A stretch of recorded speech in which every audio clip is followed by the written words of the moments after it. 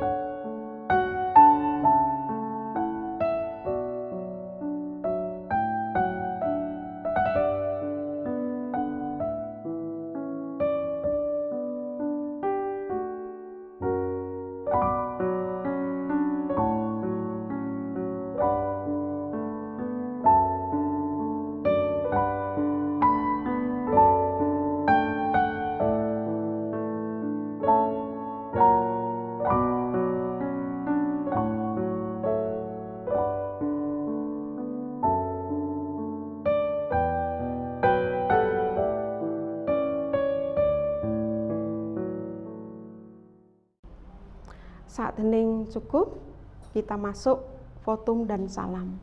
Aku melayangkan mataku ke gunung-gunung.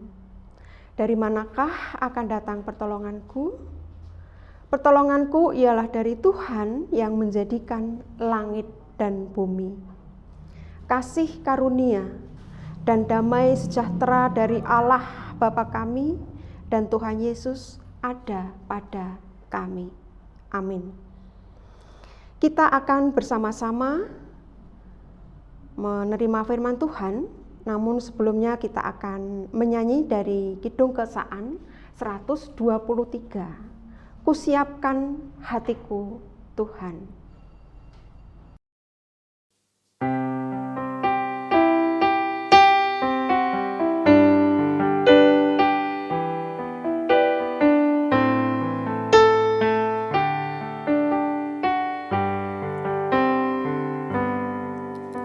Siapkan hatiku Tuhan, menyambut firman-Mu saat ini.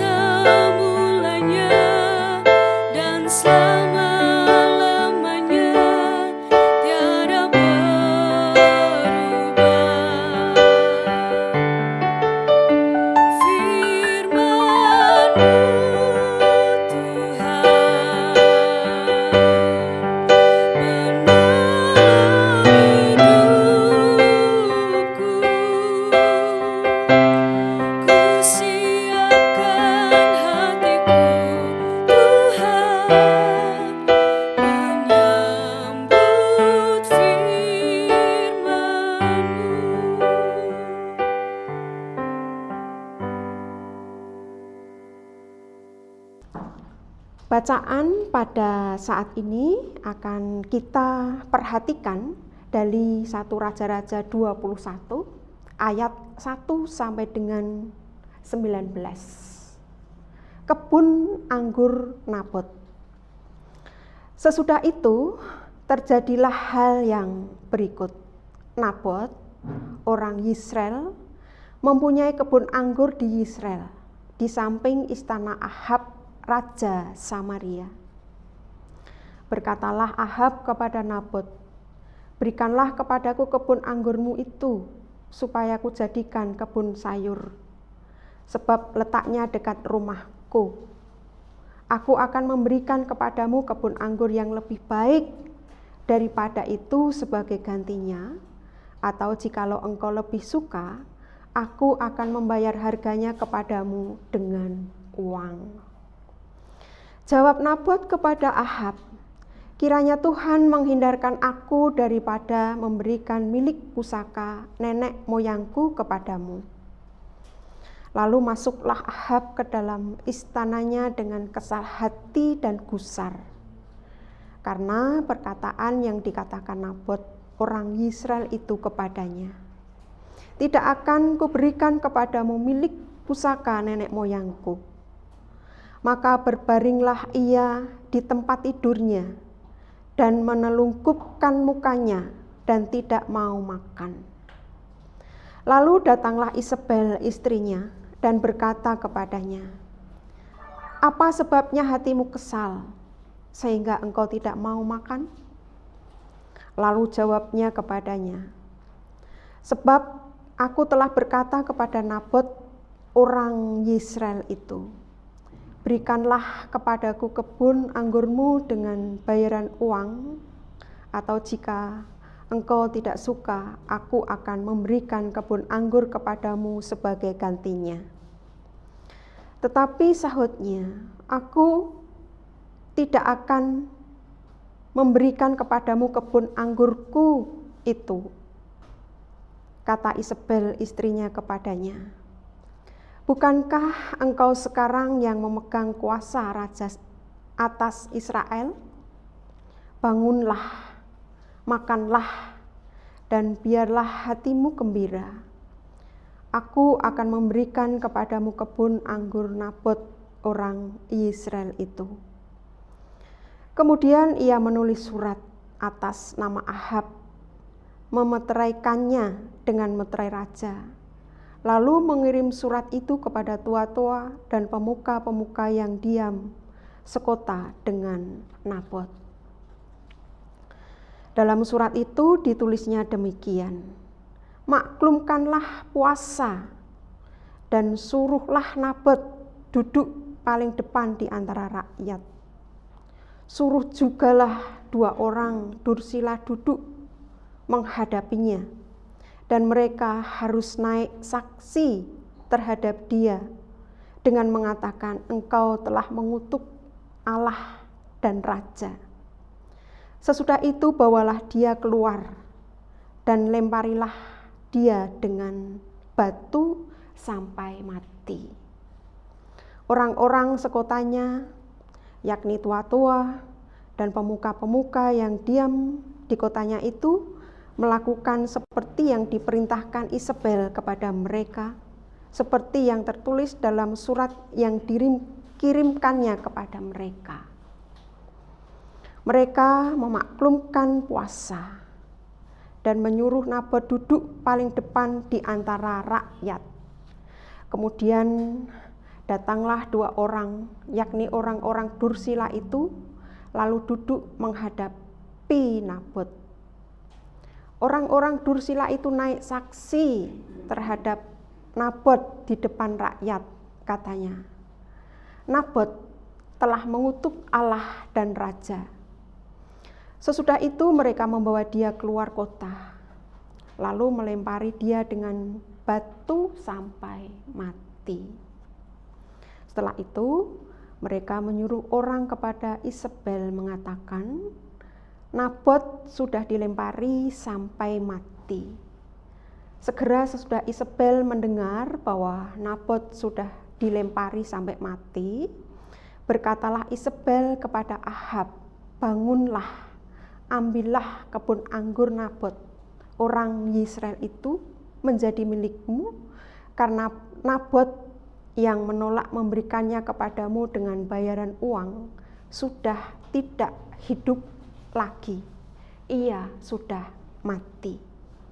Segera sesudah Ahab mendengar bahwa Nabot sudah mati, ia bangun dan pergi ke kebun anggur Nabot orang Yisrael itu untuk mengambil kebun itu menjadi miliknya. Tetapi datanglah firman Tuhan kepada Elia, orang Tisbe itu bunyinya, bangunlah, pergilah menemui Ahab, raja orang Israel di Samaria.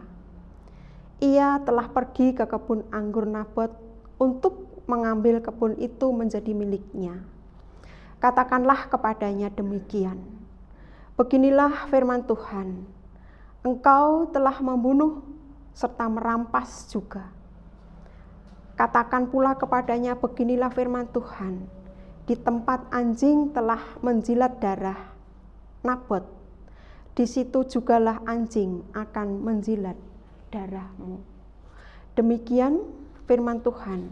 Yang berbahagia adalah setiap kita yang mendengar firman Tuhan dan menindaklanjuti dalam hidup sehari-hari. Bapak, Ibu, saudara-saudari, anak-anak kekasih Kristus, seandainya Nabot mau, tentu saja Ahab rela membayar tanahnya dengan harga berlipat ganda, asal keinginan raja dipuaskan. Dan orang yang tidak sekaliber Nabot pasti akan menyambut permintaan Ahab itu dengan tangan terbuka, karena kesempatan menaikkan harga bisa setinggi langit. Tetapi Nabot bukan seperti itu, dan meskipun hukum berada di pihaknya dan demi harga diri keluarganya, ia terpaksa menebus penolakannya dengan nyawanya sendiri. Saat ini para tengkulak dan si pengkulan memang tidak lagi secara harafiah membunuh si kecil seperti Isabel dan Ahab membunuh Nabot. Namun mereka sama dalam ketidakpedulian akan nasib orang lain, asal bisa menguasai kebun anggur Nabot. Ahab sendiri tak pernah menikmati kebun Nabot yang diperolehnya melalui pembunuhan. Sebab kira-kira 17 tahun kemudian kebun itu masih tetap dikenal sebagai kebun Nabot orang Yisrael, dan tepat di atas bidang tanah yang sama, kutuk jatuh atas keluarga Ahab. Bapak, Ibu, saudara-saudari, anak-anak kekasih Kristus, Nabot telah kehilangan warisan duniawinya, tetapi ia meninggalkan untuk kita suatu warisan rohani. Berpegang teguh pada prinsip lebih penting daripada uang, bahkan lebih penting daripada hidup itu sendiri. Amin. Kita terima firman Tuhan pada saat ini dengan bersama-sama mengambil saat hening. Saat hening dipersilahkan.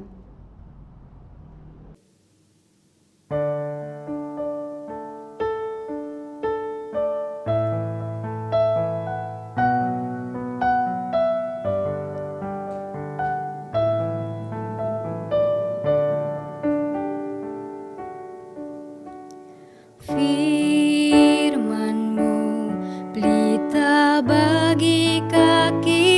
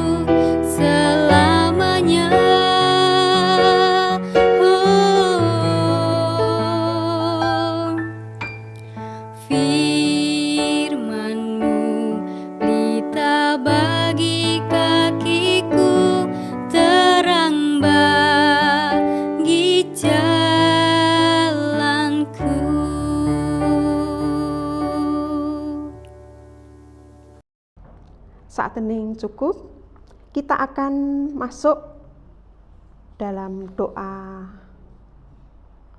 syukur syafaat, dan nanti kita akan akhiri bersama-sama dengan doa Bapa kami. Mari kita berdoa. Bapa yang di surga, kami berterima kasih atas berkat dan penyertaan-Mu, sehingga pada kesempatan yang indah ini, kami bisa bersama-sama merendahkan diri di hadapan Tuhan untuk memuliakan nama Tuhan dan mendengarkan firman-Mu. Kami menyadari bahwa kami sebagai umat masih sering berbuat tidak sesuai dengan apa yang menjadi kehendak daripada firman-Mu karena dosa dan kesalahan kami. Namun Engkau tetap mengasihi kami seperti Bapa yang mengasihi anaknya sendiri. Bapa kami yang di surga, perkenankan kami memohon pertolongan-Mu pada saat ini melalui doa-doa kami. Dan ajar kami untuk mengucapkan doa sebagaimana keyakinan bahwa Tuhan sudah mengetahui apa yang akan terjadi di dalam kehidupan kami masing-masing. Bapa yang di surga, kami mohon supaya Gereja Kristen Jawa Salatiga Timur yang bersama-sama kami boleh beribadah, namun pada saat ini kami lakukan secara online. Kiranya Tuhan terus memberkati. Kami juga memohon berkat-Mu untuk para pelayan Tuhan di GKJ Salatiga Timur, baik itu Bapak Pendeta Sri Bangun Wismono, penatua, diaken, anggota komisi, kepanitiaan dan tim, dan semua jemaat GKJ Salatiga Timur, dari anak-anak sampai dengan Adi Yoswo. Kiranya Tuhan senantiasa memberikan kekuatan untuk terus memberikan pelayanan yang terbaik melalui GKJ Salatiga Timur. Kami juga tidak lupa berdoa agar penyakit yang disebabkan oleh virus corona yang masih mewabah di dunia, di Indonesia, bahkan di Salatiga ini bisa segera hilang, sehingga kehidupan kami bisa berjalan pulih sebagaimana mestinya. Bagi saudara-saudara kami yang terbaring sakit dari wilayah 1, wilayah 2, wilayah 3, wilayah 4, dan Pepantan Nyamat, baik yang sakit di rumah maupun di rumah sakit. Sakit yang disebabkan oleh virus karena cuaca yang terjadi pada saat-saat ini maupun dalam usia lanjut. Kiranya Tuhan berkenan memulihkan dan menyembuhkan. Bagi saudara kami yang kehilangan pekerjaan karena pandemi virus corona, gantikanlah baginya kehidupan yang layak, supaya tidak ada lagi kesengsaraan yang terus bertambah karena virus corona. Kami juga mohon kepadamu ya Bapa, teguhkanlah iman para pemimpin kami, Bapak Presiden dan wakilnya, para menteri dan wakil rakyat, untuk terus berjalan di dalam jalan-Mu, untuk terus berusaha sebaik-baiknya demi kepentingan bangsa ini. Tuhan Bapa kami yang di surga, masih banyak permohonan yang sebenarnya ingin kami sampaikan di hadapan-Mu. Namun hanya sebagian saja yang bisa kami ucapkan. Sesungguhnya Engkau mengetahui apa saja permohonan dari hati kami. kiranya Engkau berkenan mendengarkan apa yang menjadi permohonan kami pada saat ini. Di dalam nama Tuhan Yesus yang sudah mengajar kami berdoa. Bapa kami yang di surga, dikuduskanlah namamu, datanglah kerajaan-Mu, jadilah kehendak-Mu di bumi seperti di surga. Berikanlah kami pada hari ini makanan kami yang secukupnya, dan ampunilah kami akan kesalahan kami, seperti kami juga mengampuni orang yang bersalah kepada kami. Dan janganlah membawa kami ke dalam pencobaan, tetapi lepaskanlah kami daripada yang jahat. Karena Engkaulah yang mempunyai kerajaan dan kuasa dan kemuliaan sampai selama-lamanya. Amin. Kita akan mengakhiri angkat hati pada saat ini dengan bersama-sama menerima berkat Tuhan. Tuhan memberkati kami dan melindungi kami. Tuhan menyinari kami dengan wajah-Nya dan memberi kami kasih karunia. Tuhan menghadapkan wajah-Nya kepada kami dan memberi kami damai sejahtera hari ini sampai Tuhan Yesus datang. Amin.